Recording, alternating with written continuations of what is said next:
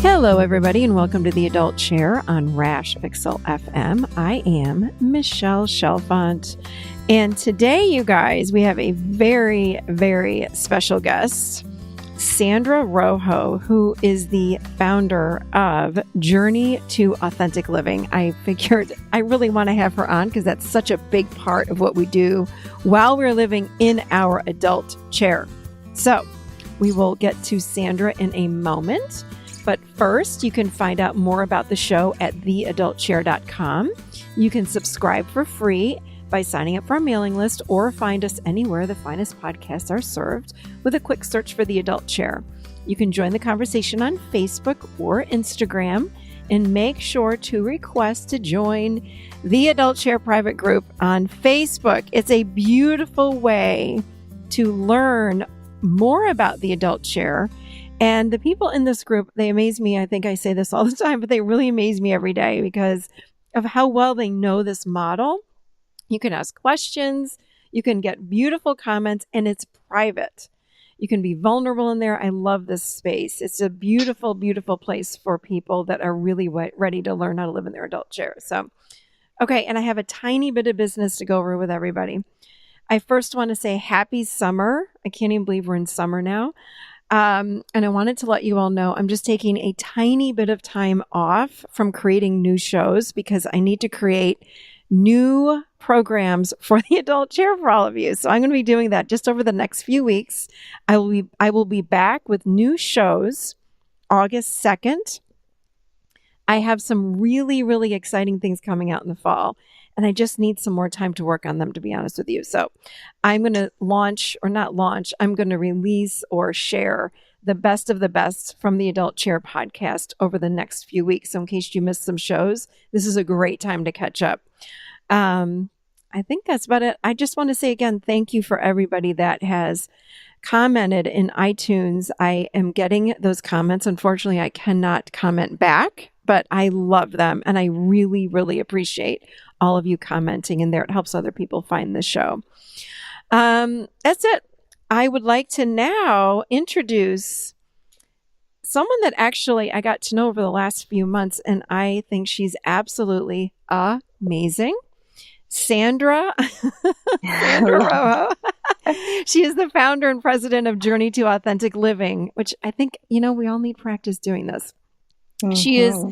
Journey to Authentic Living is a coaching, training, and consulting company. She has a BS in psychology and life coaching and has extensive formal training and certifications from accredited institutions in health and wellness, personal development, behavioral coaching, leadership, and hospice care. She is formally trained and a practitioner of mindfulness-based stress reduction, motivational interviewing. She also has extensive training in a myriad of integrative modalities, which include shamanism, EFT, Reiki, and soul memory discovery, which sounds really cool. She has dedicated the majority of her life to the practice and the study of holistic medicine and healing arts. She is descended from a long lineage of healthcare professionals, including traditional and non-traditional medical doctors and therapists. What a background. Welcome, Sandra. I'm so happy to have you on the Adult Chair. I'm so glad you're here. Thank you. And I'm so excited to be here, Michelle. Thank you so much for the invitation. You are an expert in authentic living. And again, it's such a big part of living in the adult chair. So this is one of the reasons I really wanted to have you on, just to explain to us more about authentic living, what it is, how do we do it? A lot of us say, I want to live more authentically. And then the brain goes, well, how do I even do that? What does that look like? So please tell us, how do you define authentic living? Yes, absolutely. And you're right. It's such a big topic, and it is a practice, discipline in and of itself. So we define authentic living as the desire to discover your true self so that you can live in harmony and peace with who you are versus what your environment and others think you should be. And we believe that by living a life of authenticity, we benefit from achieving a rewarding, fulfilling, and purposeful life, regardless of our circumstances and problems. And in consequence, we have the potential to positively enhance our relationship with others in the world. Authentic living does require the courage to ask ourselves the hard questions and to be completely honest about what truly is important to us in order to determine how we can achieve our human excellence, as Aristotle, the Greek philosopher, would say. So again, each person has the potential to develop and foster greater self-awareness, regardless of where they are emotionally, spiritually, psychologically, financially, and so forth. Okay, tell us more about that. Tell us how we do this. Of course, we want to be, standing in our truest self and live with excellence and just live from that, really what I would call, I guess, our real self. Like, what's underneath all of this, all these masks that we wear and that we sort of accumulate throughout all of the years. It seems to me that when we're children, we are authentic. There's nothing more authentic than watching a toddler in the mall have a temper tantrum. They don't care. They don't care who's around. Right. They're just their real self. But it seems like somewhere along the line, we get covered up. We start getting covered up. Maybe when we're having that temper tantrum when we're little, we hear, "Stop it, you are an embarrassment." So then boom, we cover up that part of who we are. We cover that. There's one layer.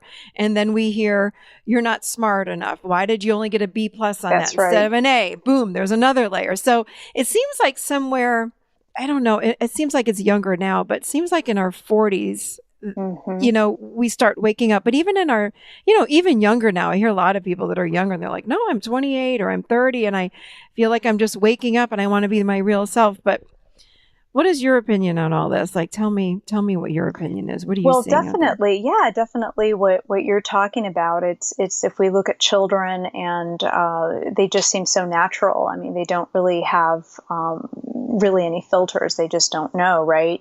And definitely we talk a lot about conditioning, and you as a therapist and in the adult chair, take people through these stages. You've got that inner child work that you do. And I think that that's why people at a certain age just get tired. There's, I kind of believe that the so-called midlife crises really is one of the soul yearning to be born again, into shedding the skin, so to speak, and becoming the real self, the true essence of who that individual is.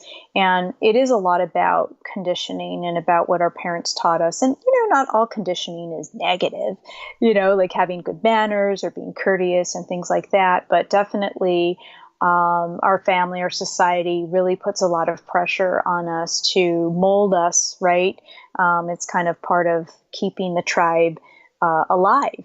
It's kind of part of surviving. Yeah. Our family wants us to be, they teach us to be more like them, but not all families are authentic and functional and healthy. So, but yet all of that unhealthiness or dysfunction, passes down, all those opinions and all the teachings really to cover up who we are. Don't cry in public, don't show your emotions, don't speak up for yourself. All of these things that are the opposite of living authentically, oftentimes we learn from our family or our friends or the society where we live or our tribe, wherever we grow up. It's just, we don't talk like that in this town, or that's not what happens here, So talk to us about, you talk about a 5-step process to finding our true self. And I realize with my own clients, I think people are having this awakening, if that's the right word. I guess I would call it like an awakening of,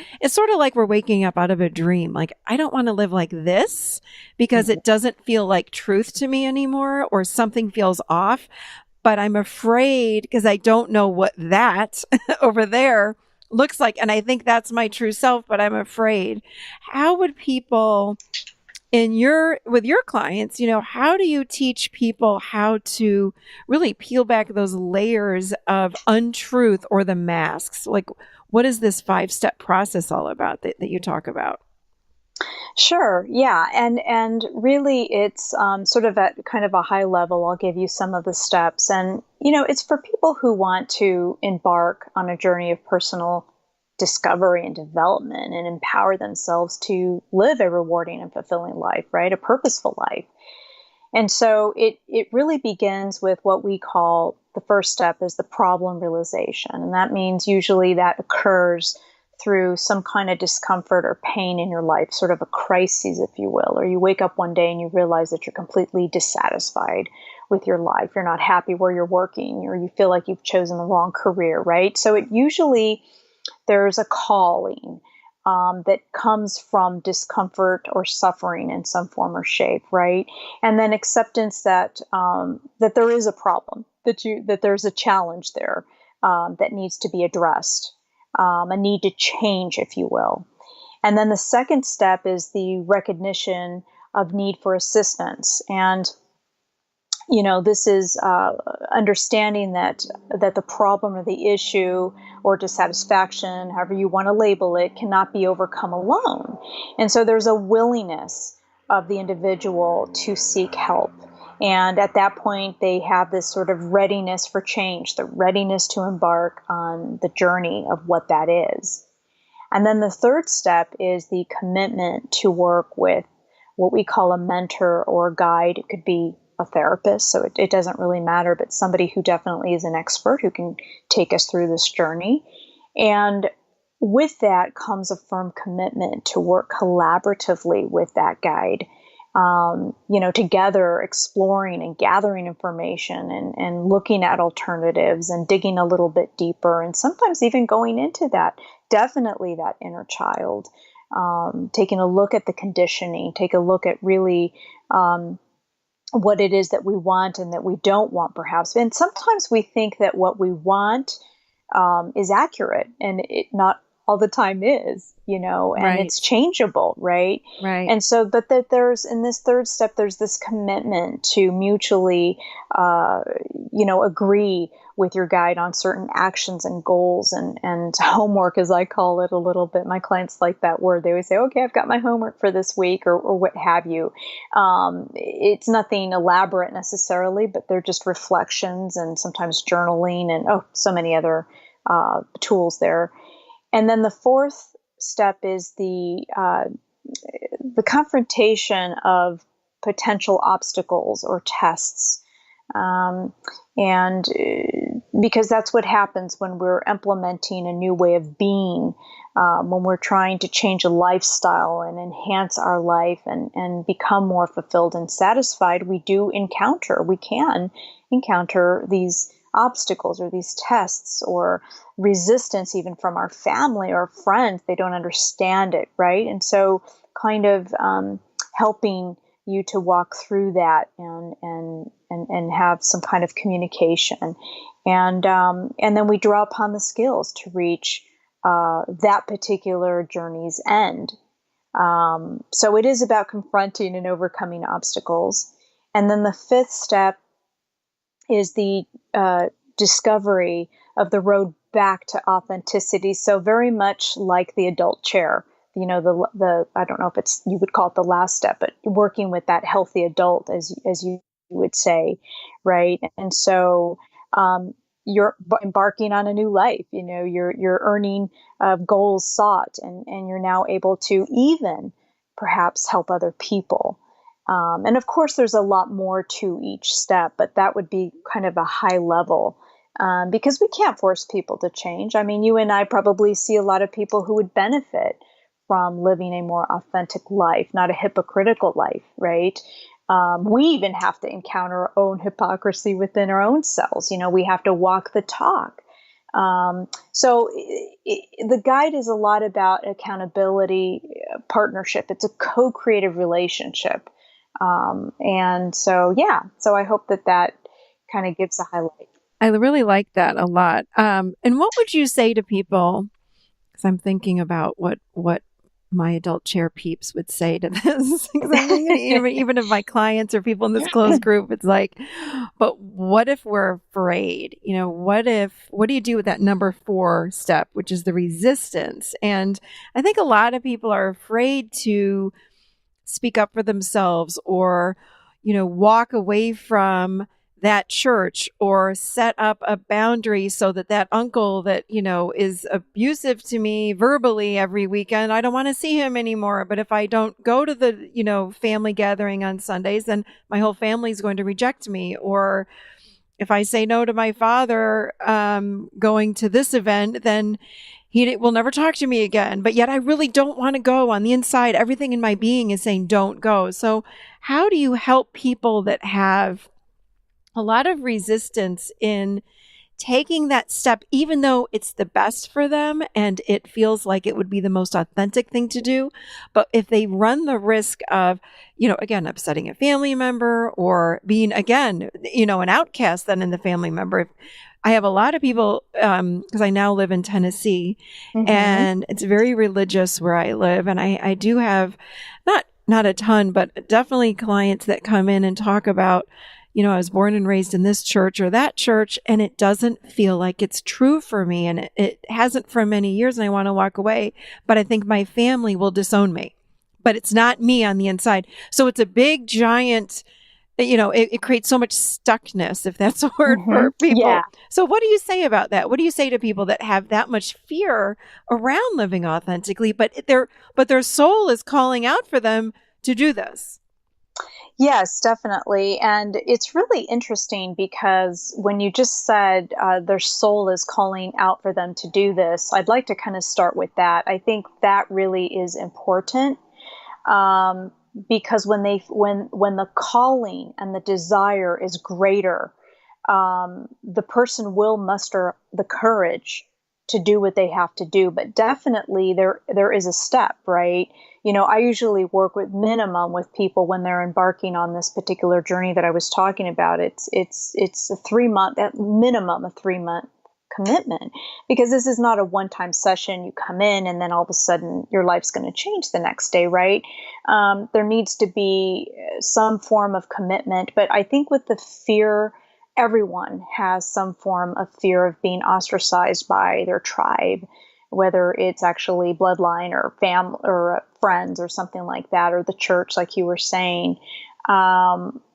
What I have found, and I hope this isn't going to sound so off the wall, and if it does, just let me know. But what I've encountered is that when people do come to sessions, they might not think it, but of course, I'm always assessing people to see if we're a right fit and so forth, and ask them certain questions. I'm sure you might as well, to see where they are in sort of this evaluation.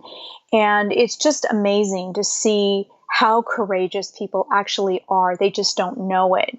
And so by working with a therapist or with a guide, with steps and with learned skills and learning about healthy boundaries, because part of living authentically, the healthy boundaries it comes naturally.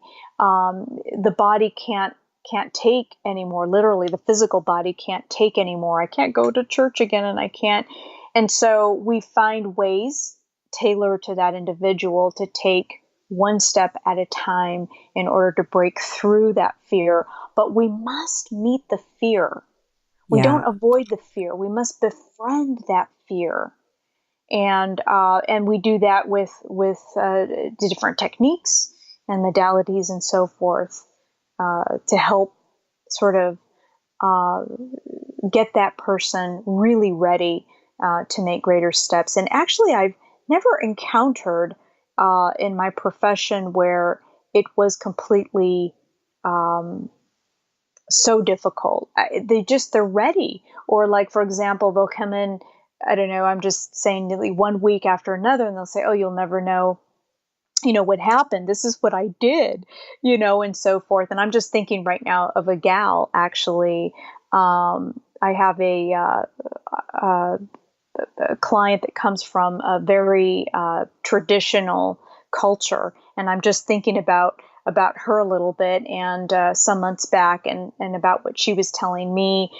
She would text message me, because I make myself available as well during certain hours to also text message and see how the clients are progressing. And so it is amazing to find that people, it just naturally, it comes to them. And I know that sounds kind of maybe idealistic, or I can't think of the word right now, but it really does come natural. And I think it's because we're really preparing with this journey. We're really getting people going, and it's up to them. The individual knows exactly how far they can or cannot go with the situation. So I don't know if that kind of answered the question, or if it was too broad.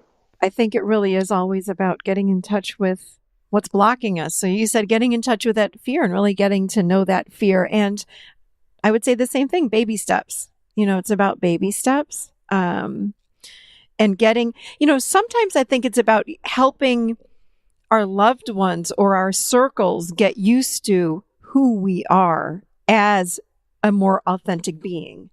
One of my clients, and we can laugh about it now. Even my client and I will giggle about it sometimes.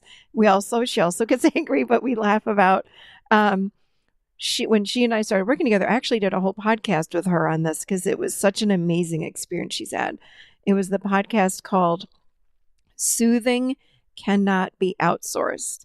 And this particular, it was so beautiful. This client was amazing. And, we started working together, and she was, really learning a lot about boundaries, and needed to set some boundaries with her mother. And so she started speaking up for herself and living more authentically. In other words, what was on the inside was coming out. And her mother set up for her, unknowingly, but thank goodness we found out ahead of time, an intervention to have her sent away because she thought something was wrong with her. And I'm laughing now. Now I'm telling you guys, even my client laughs, so I'm not laughing at her now. But in the moment, it was horrifying. I was horrified, of course. I'm like, why are you sending? Well, she's acting strange, and she's telling me what she wants. That's how foreign it was for her mother. And they weren't crazy boundaries. They were like, don't talk to me like that, or don't come over, so much, or I'm not going to call you. It was very simple. So we had to slow things way down. Anyway, it's a beautiful experience. And if you want to hear more about it, it's on Soothing Cannot Be Outsourced. Definitely. It was unbelievable. But that's how, some people look at us in setting boundaries. And I think it would seem to me, I would love your opinion on this, that as we become more aware of our desire to live authentically and our stepping more into our authentic, living or authenticity, that boundaries just sort of come along with that, because we realize, because we're so in our bodies again and so connected to ourselves, hey, someone's violating me. And I'm not saying, rape, but it's like, I didn't like that someone said that to me. I'm noticing it didn't feel right. I'm going to speak up about it. But so the more authentic we become, the more in our bodies we are. So therefore, the more we naturally have the desire to set boundaries and then become someone that starts to set boundaries. Would you agree with that? Oh, absolutely. Absolutely. It comes naturally. I mean, there are just some things that even myself, I wasn't taught healthy boundaries. I didn't really know what that was. And, you just kind of learn and mimic from your parents a little bit here and there. And, so I think that definitely as I too have been on my journey to authenticity and authentic living, definitely my whole lifestyle has changed in comparison to what it used to be when I was in my 20s and in my 30s. It just is a very different. And one of them actually is I'm very selective about who I bring into my personal realm, in friendships. And before it was, because I'm a very friendly person, and I'd like to be that way. I mean, I don't, that's just who I am. But I realize that sometimes people may take that in different ways, right? I mean, we all have our perceptions. But I just kept on saying yes, yes, yes to everything. And I realized that that it just wasn't possible for me Yes. on different Hmm. levels. So I had my boundaries. So it's just, it is just amazing. But I absolutely agree with you that it just kind of comes naturally, and you don't have to be nasty with people. In fact, um, there's no anger attached to it. There's no negative emotions attached to the boundaries. It's just, now I'm not saying that there couldn't be, because sometimes I think when you feel violated, I'm going to take that word as well, or when someone's disrespecting you. Actually, I have quite a few experiences with that before I really stepped into my authenticity. Before it just felt so foreign. Well, it would be felt foreign because I wasn't used to that. I Right. was used to a different way, and you just kind of, then the culture, it kind of, where I grew up, it just tells you just to be compassionate and to, take the high road, so to speak. And there's just so much more. It's just so much more. And I think the boundaries that might be appropriate for me may not be for somebody else, but that's okay, because when you are helping someone empower themselves, they define those boundaries. So it's not me as, the coach to do that for them, but we discover that together. Yeah. And I believe, again, I'd like your opinion on this, but when we are living more authentically, we're more connected to our, again, to our soul, to ourselves, our inner Mhm. self, our higher self. So I love that how you were just saying it's fact. And that's so adult chair, fact and truth. It's like there's no emotion about it. Mhm. And I Mhm. like when you said also, I can relate very much to the saying yes to everybody to please them all, because we should be polite, Right. I have so much Italian blood in me. That's just what we do. Right? Yeah. Yeah. It's Exactly. like that's what we're supposed to do, is take care of everybody and say yes to death. And I remember when I started getting really busy with my business a few years ago, and I said, no more during the week lunches. Like I just can't. I can't, because I need creative time, and I can take those, during not even lunch, but how it is when you go out to lunch. It's like 30 minutes to get there, an hour and a half at lunch. And then I'm like, I need that precious time during the week. So now when I have people that say to me, or for the last few years, hey, do you want to go to lunch? In my being, I love so much what I do. And to me, saying, no, I don't do lunches during the week is very authentic, and I speak it, and that's my boundary. But it's not like I'm upset with anybody for asking me. I'm honored that people ask me, but I'm so clear about it. And it's like nobody gets upset. They're like, oh, okay. It's just very Yeah. clear. I'm living authentic. I'm living to what is true for me. And people are okay with it, And I think that the clearer we are, the more authentic we are when we speak it. And again, from that fact and truth place without emotion, people on the other end are typically less triggered, because we're not coming at them with emotion. And I say this to my clients all the time, like, you don't need to, don't give me all these apologies or don't give so and so all the apologies and explanations. They get lost in the weeds. Directly tell them what you need or what you'd like, and move on. Like, you know what I'm I saying? love that. I think that's beautiful. I really do. And you're right. I love the word we clear out or we clean out. We're not coming from emotionality, it's just kind of the way it is. And I think that that's what I was trying to say as well, where there's just no anger. It's nothing. It's neutral. And definitely that feels right. I don't know about your audience as they're listening to this, but it feels very empowered, and it's not forceful, it's not manipulative, it's not pushing or pulling, or it's just like this is the way it is, and or whatever the situation can call for.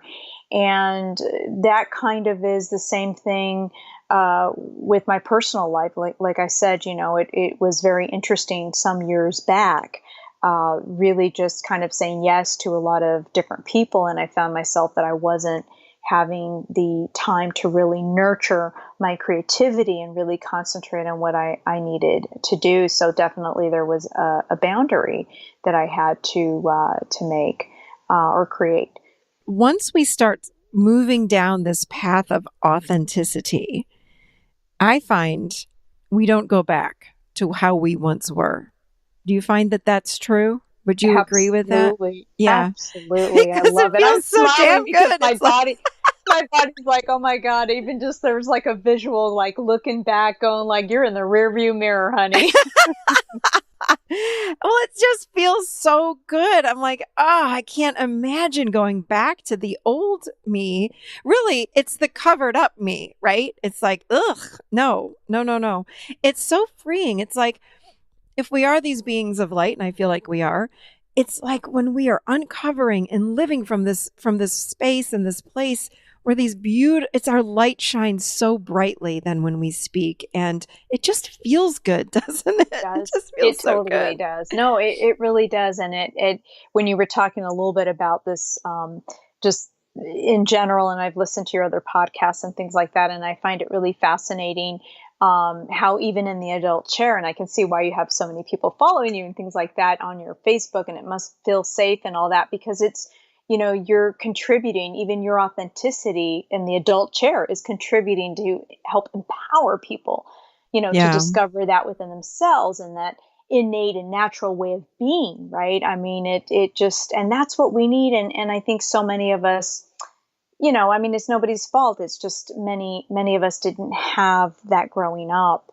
We didn't really have that model. And so today we've got to parent ourselves, and we have to find people and that can support us on our journey and help us understand what are those healthy boundaries. But definitely, I mean, when you start shedding the old skin, so to speak, it just, or those masks, as you were saying, it definitely, it's so difficult to go back. I mean, you can't even imagine. It's just like a different life. it is. I like what you said. It's our innate and natural way of being. I love that. It's so true. It's like that soul of ours, I think, comes in and it has a personality, it has a mission, and we just get so covered up and we're so unique and we're meant to be that way. We're not meant to be like anybody else. So when we compare ourselves to other people and we say, well, yeah, but I should be more like this and more like that, and he does this and she does, it's like, no, be you. But we don't know who we are unless we're connected to ourselves and we're dropping into that innate and natural way of being. I love that. It's a beautiful. I love Yeah, that. and well, I'm glad you do, and I feel it for myself, I feel so honored witnessing that. I'm sure you do too. I don't know, witnessing that in your clients, just like this lady you were talking about, and that you can almost laugh because I think, believe it or not, humor really is. I mean, I'm not the first one to say it, but humor really is a beautiful thing. I mean, when you can look back and say, "Oh my goodness," and I've taken myself too seriously, or this situation too seriously, and because we can only change ourselves, we can't change other people. Amen, And sister. yeah, I know. But one thing God I knows I've wanted, tried to change other people much yes. of my life, but I gave up on that. We can't do it. I We still spend a try lot of, sometimes, I but know, no, it I know. doesn't And work. sometimes you're like, oh, wait a minute. I'm not going to try to do that. I'm not here to try to convince you or anything like that, as long as it doesn't infringe upon, my values or something that's, I do believe that everyone is free to be who they are, as long as they're not exploiting or, obviously, abusing other people and things like that. But one of the things I want to say too is that, um, when we look at the innate and natural way of being, the sort of self realization, if you will, this fulfillment or these feelings of purpose, they really go beyond um, what we do, and it's more about who we are. And if we can really embark on that journey, with who we are and discovering that and exploring, then that sense of purpose really births. Because one of the things that some people come to me for is that they feel like they should be, quote unquote, doing something like, oh, I need to be a yoga instructor. But they're, even as adults, they're being conditioned by the society, because all of a sudden there's this new age spiritual movement. All of a sudden they all have to be shamanic practitioners. They all have to be whatever, yoga instructors, and they all have to be, at least I've encountered that. And so, um, and they discover that they've taken these classes, or that and believe it or not, they come unhappy. I mean, they come to me already where they say, well, I've done this and I'm not, this is the road I want to take, but I've discovered that I'm not happy, because really what they wanted to do was go into nursing, or what they wanted to do was really just play with their cars, fix them and sell them or something. And I'm not joking when I say that. There's actually an old client of mine who had a collection of old cars, like he'd buy old vehicles. But he was so influenced by the girlfriend and I'm bringing up yoga. So I'm not picking on yoga people, by the way. I'm just saying that I have a lot of people that come with spiritual crises and things like that. And anyways, to make the long story short, it was like, he not only did not know his own self, but he didn't have clear boundaries also with his girlfriend. And they would have these arguments and things like that, because she was trying to get him to change and to become more spiritual and to eat a certain way. And it was just like, I remember him saying, Sandra, he says, I'm all fine with that. He says, I'm okay. He says, but I don't want to be a yoga instructor. I want to fix my cars. He says, and I actually want to sell them. He says, I've done it before when I was younger. I mean, I don't know how old. I don't remember how old. He was over 40. But I remember that. And I remember getting him to the place where he could really authentically communicate that to his girlfriend. Wow. Because there was a point where they were going to break up. And the relationship ended up just, through this conflict, they ended up, staying together and growing together. And it was beautiful. And I periodically hear from him, and he's already got a child with her, and he's fixing and selling, my gosh, old VW bugs and cork. That's awesome. Yeah. It's hard though, when we have other people in our lives that want us to do something else. We don't want to disappoint. We don't want to go against. We think we're doing the wrong. And that should word, boy, that's. Mm-hmm. I tell my clients to use the C word instead, which is could. Could. Yes. The other C word. Yes. Instead of saying should, I'm like, stop saying should. Use the C word. What's the C word? They're like, the C word. I'm like, it's a could.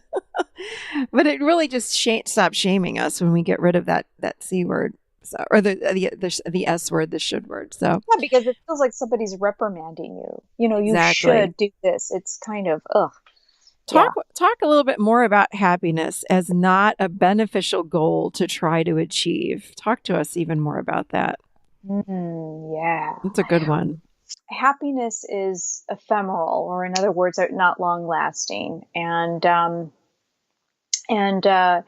I know a lot of people are really they want to be happy, but happiness is just, it's not long term. And so I prefer to use, the word fulfillment or satisfaction, as you've heard, right? Living a rewarding and fulfilling life, a purposeful life, according to what your true essence says that purposeful life is, because that could just be being a mom, or the guy who's doing the Corvettes and not aspire to be a celebrity or something like that, or what have you.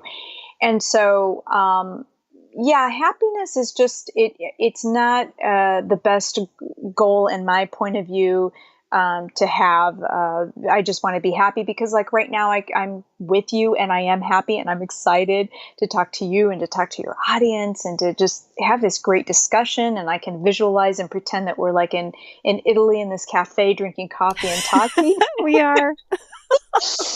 And then I might just leave my office after the show is done, and then something might take me out of that little trance or out of this wonderful quote unquote happy feeling, and might take me into a more serious mode. But because I've been in that, because I'm more serious, or because I've heard something that's unpleasant or something like that, doesn't mean that I'm this unhappy long-term individual. So happiness is I think you one time shared with me before, it's not sustainable. Right. I don't think it's more like a buzz. It's like, I call it the happiness buzz because it comes and goes. And unfortunately, we do as humans think, if I had, fill in the blank, then I'll be happy. If I had the spouse, the partner, the boyfriend, the girlfriend, the house, the money, the car, the whatever, then I'll be happy. And I've worked with a lot of people that have acquired a lot of things, whether it be cars, like you're saying, or wealth or whatever. And they've come to me and they've said, okay, so I've got everything I've ever wanted and then some in my life, and I'm still not happy. What's wrong with me? It's such an interesting question. Why am I not happy? I really am trying to find happiness. And I think it is the old saying, happiness is an inside job. It is lining up with who we are. It is living authentically, but it's pointing our attention inside instead of outside. And what I suggest to my clients is to look for peace.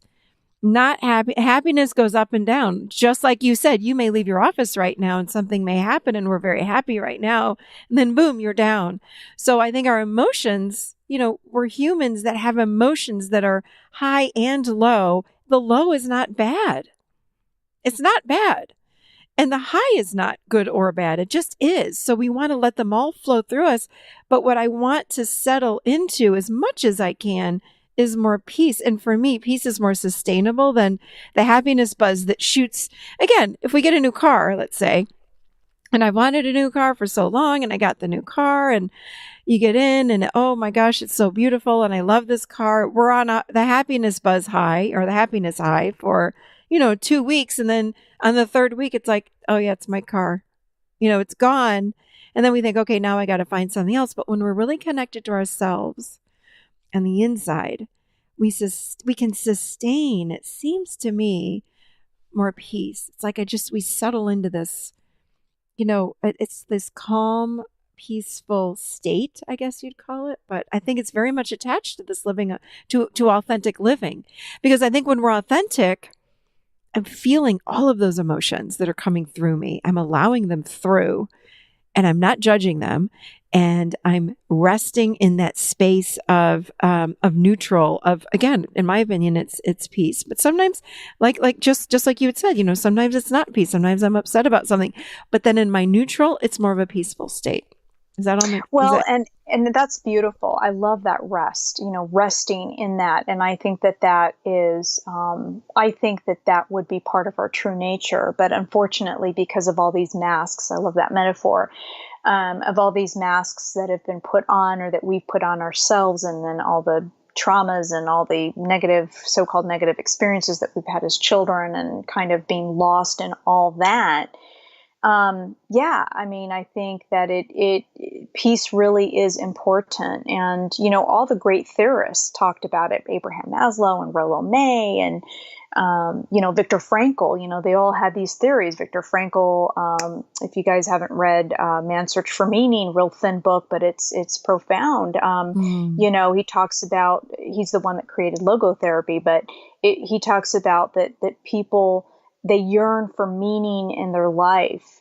Or for example, Abraham Maslow, when he went beyond his hierarchy of needs, he talked about what is self-realization or transcending beyond that. What does that kind of look like? And, of course, there are theories, it's not based on any scientific stuff, but he had this criteria of these people who lived where they felt realized and they were cranky at times. Right. And, they had their problems, but there was a resiliency there. And I think that, that's what I feel is important. And you tell me if you do this as well, is that, it is about parenting ourselves as well. And realizing that, that journey to authenticity requires, different sets of skills that we have learned growing up, and that it's all part of it. I mean, it's all doable and it's all great, and you don't have to be happy, go shiny, lucky people.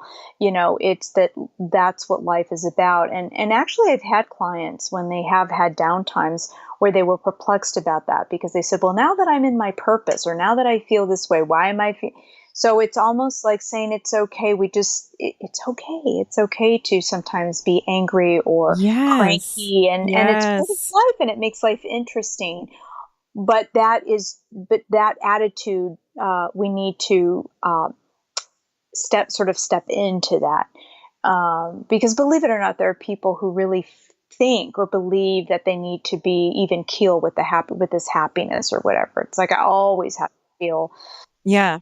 I mean, and I believe our emotions move us to do the next step in our lives or the next take action.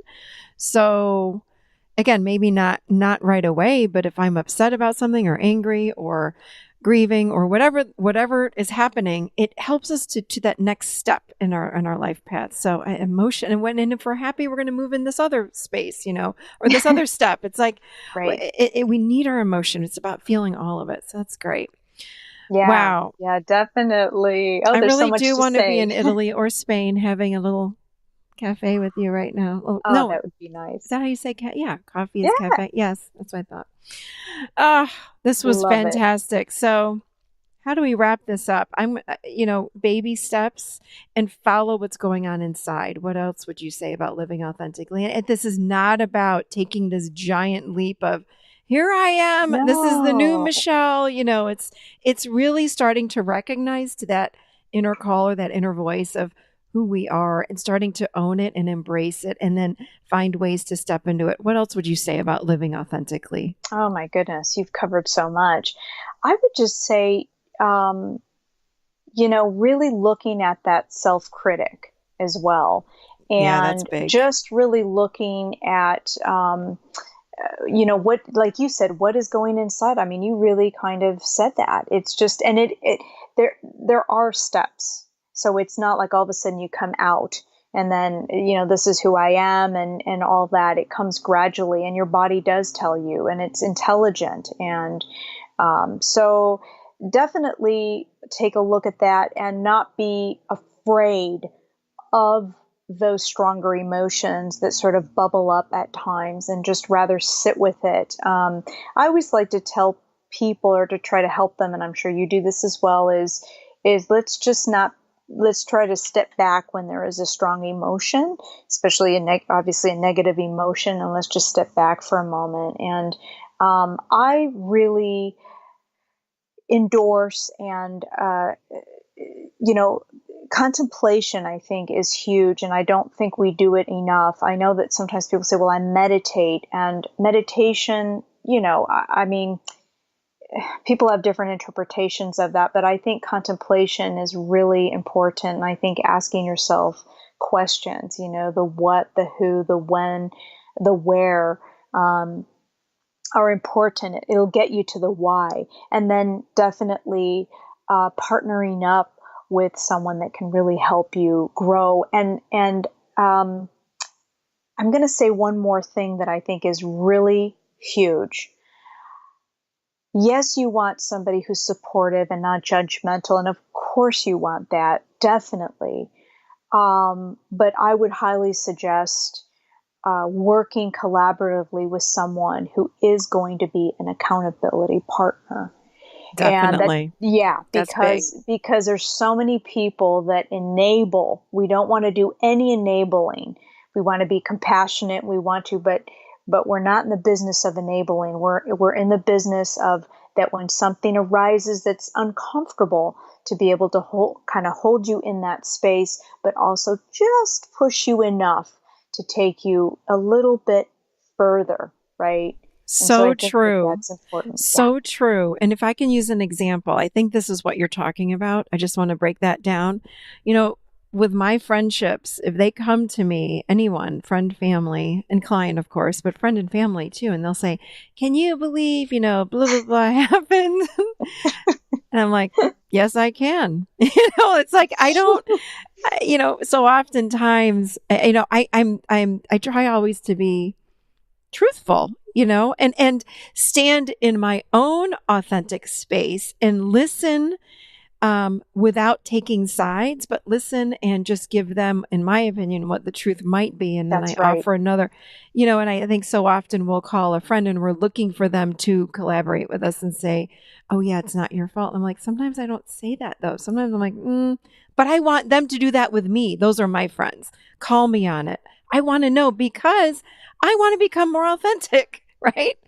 Isn't And that, that's if and that's really what that's we're it. doing? We want to find authentic friendships that can call us on our crap when we are not lining up with who we are and not taking responsibility. So I think is that what you were saying? That That is that exactly what I mean. And I do believe, and I was trying to find words to say that as well. And there are sometimes exercises and things need to be done. And sometimes there's a little bit of probing with those questions, a little bit. And I Yes. think I don't know if you do that, Michelle, but I Yeah. know that that's what I do a little bit. And I always let people know ahead of time, this is just for your growth, for your growth. You don't have to Yeah. believe it or embrace it but Yeah. just it's to get it, we, I think we're living in a time right now globally, where we definitely need to wake up more, and we need to stop using the blame, um, whether it's our parents or the president or dog or the neighbor or this. I mean, we need to start looking within and saying, if I have a trigger, what is going on, what unresolved issue, wound, or what. And I do it I do it to myself. If I find that somebody I go inward and I say, okay, that person kind of pissed me off, and what is that? What is that about? So I think that the journey is a lot about that, and so that's where I like to take people, is inward. And I'm hearing that you like that as well. And of course, uh, I don't know if that's always happening within school structures, within learning institutions. I don't know. Um, I just know that television certainly is not giving people good role models at Right. all, and Right. on any level, with all these reality shows. So why I'm saying this, even though it sounds like it's off on a tangent, I apologize. It's just that it's so important for us now, because when we really live our authenticity, we feel fulfilled. We are fulfilled. We feel like we're moving towards something, and it's away from that anger and that hatred and that, I'm just going to tell you, I'm just going to be vengeful. No, no, no. And it goes on both sides. It goes with the peace loving people, are actually can be very aggressive. So it's about taking a look within, and having that accountability partner. And I love that you said that, Michelle, because I certainly want people to call me on my crap and let me know, hey, maybe you can point that, I like that. So Yeah. yeah, that's truth. Yeah. Exactly. And we all serve as mirrors for everyone else on the planet. Everyone is just a mirror for our stuff. That's it. So you can call me on my crap anytime, Sandra. Well, you can call me on my crap too. I hope so, because man, you've got a great perspective on things. So I think you do too. So again, thank you.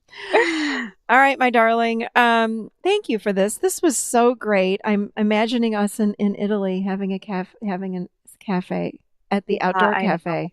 Oh, I know. Wonderful. A nice A little little espresso or cappuccino. something. Yes, at the That's outdoor it. That's cafe. it. And we will do that when we do an Italian We definitely workshop will. over there Well, I someday. speak fluent Italian, so we've I got to do a know, but I want to workshop. go to Spain too. So Oh, we're yeah. going to travel all over. There we go. All right. Thank you. So, Sandra, let people know, if you could, where they can reach you. Give us your website. Let us know if someone would like to maybe do a session with you, whether it be in person or long distance or Skype. How do people reach you? Sure. So I can be reached at Sandra at j-tal.com. So that's Journey to Authentic Living, but obviously, in short, acronym. And then my website is www.j-tal.com. And I've got a telephone number that's a business line, and that's 719-649-4418. It is not a California number, but it's just a number that everybody calls me on, and can leave a message. And I do have Skype and Zoom and all that other good stuff. And then definitely follow us on Instagram at Journey to Authentic Living. And I also have a Facebook page with the same name, Journey to Authentic Living. Awesome. And I just want to say, for all the people that are in California that ask me, is there someone that knows the adult chair in California? Well, Sandra does. She's in Southern California, though. She's in, but not though, but and she's in San Diego. So I'm looking for people in California, therapists and coaches that know the adult chair, because I get asked that question quite a bit. So you are one of them. Well, thank you. Yeah. And I love your Instagram pictures. You've got fabulous pictures on Instagram from your travels around the world. So thank you. Definitely want to follow her. Thank you. All right, everybody. Thank you so much, Sandra. And thank you. You're welcome. It's been a pleasure, and I'm so happy that we've connected. And your clients are very lucky to have you, because you're awesome, and I've spoken to you personally, so I just love the friendship that we're building. Me too. You're awesome. I love it. Yay! I do too. You're a blessing for sure. Thank you. Okay. So for listeners of The Adult Chair, Audible is offering a free audiobook download of your choice with a free 30-day trial to give you the opportunity to check out the service, which again, I love. So you can check out, Sandra and I have collaborated. We have talked at length about this one. We have 2 books for you guys today. You can go to audibletrial.com/theadultchair to get one of these books for free. You get a 30-day free trial. audibletrial.com/theadultchair. So Sandra, you like the book Essentialism from Greg McKeown. Is that how you say it? McKeown? I think so. McKeown. Yeah. He's a Brit. MC capital Keown. McKeown. Yeah. McKeown or something. Or something like that. So give us 2 sentences on why you love that book and how it relates to living authentically. Well, because everybody thinks that living authentically has something to do with having to do it all. And it's this busy, and it actually isn't. It's not doing less just for the sake of less either. It's about making the wisest possible investment of your time and energy in order to operate at our highest point of contribution by doing only what is essential. I love that. Clear the weeds. I'm always talking about clearing out the weeds and do the most important thing, say the most important thing, get rid of the weeds. So Amen. I like this book. Thank you. And the one that I am recommending is called Soul Shifts by Dr. Barbara DeAngelis, which again, I haven't heard from her in a long time. She used to be on Oprah all the time. So this book, Soul Shifts, it says transformative wisdom for creating a life of authentic awakening, emotional freedom, and practical spirituality. I mean, I used to love her, but I have not heard from her in a long time. So I have not actually listened to this book, but that is one I'm for sure going to download, as well as Essentialism. I'm a little bit addicted to Audible. I'm not going to lie. I have it on my phone, and I listen. I mean, I go back and forth between that and YouTube all the time. I'm back and forth listening to something all the time. I love to learn, so I just can't stop myself. Me too, hon. Love to learn. Lifelong learners here. We are we're seekers and lifelong learners, no doubt about that. So. Again, thank you, my love. This was amazing, and thank you for sharing with us all of your wisdom on living authentically. This was a fabulous way to kick off our summer. And, I think you really gave our listeners a lot of good tools and ideas on what they can practice, and they can definitely practice this over the summer. So this was great stuff. Thank you. That is great. Thank you. And I know that, thank you for the invitation for the Facebook, too, as well, for your group. Please do, because when we get comments on this, people are going to want to hear from you. So we'd love to have you comment directly to anyone that would like to comment when we're in that the Adult Chair closed group. So thank you for joining us. Thank you. Yeah. So, okay, everybody, I will be back live with new shows August 2nd. I will, again, but in the next few weeks, we're going to be sharing all the hottest shows that you all liked. So we will be sharing those over the next few weeks as well. So this is Michelle Chalfant, and I will see you next time right here, seated firmly in the Adult Chair.